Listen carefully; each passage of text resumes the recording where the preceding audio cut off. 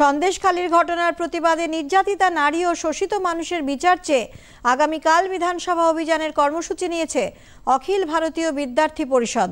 সংগঠনের কলকাতা মহানগরের সম্পাদক দেবাঞ্জন পাল সাংবাদিক সম্মেলনে বলেন, রাজ্যের আইনের কোনো শাসন নেই, সন্দেশখালীর ঘটনায় তা প্রমাণিত। দোষী করি তাহলেও ঠিক হবে না, কারণ সন্দেশখালীতে তৃণমূলের বুথ সভাপতি এবং তৃণমূলের সাধারণ কর্মীরা অভিযোগ করেছে যে তারা নিজেরা ঠিক করতে পারে না কে ভোটে দাঁড়াবে, তাদের জমি কেড়ে নেওয়া হয় তৃণমূলের কর্মীদের।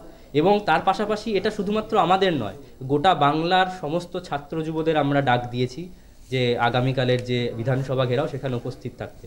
ফলে সেখানে যে শুধুমাত্র অখিল ভারতীয় বিদ্যার্থী পরিষদের ছাত্রছাত্রী উপস্থিত থাকবে এমন বিষয় নেই, গোটা বাংলার যারা সন্দেশখালী ঘটনার বিরুদ্ধে তাদেরকে আমরা সঙ্গে নেব। এবং আমরা এই মুহূর্তে প্রশাসনের অনুমতির পরোয়া করছি না, কারণ বিধানসভা অভিযানে কখনো পারমিশন হয় না প্রথমত, এবং দ্বিতীয়ত যাওয়ার পথে যে সমস্ত বড় হাইওয়ে বা যে সমস্ত বড় টার্মিনাল পয়েন্ট পড়বে সে সমস্ত জায়গায় যদি আটকানো হয় সেক্ষেত্রে আমাদের পরবর্তী কী স্ট্র্যাটেজি আছে সেটা মিছিলের দিন বোঝা যাবে।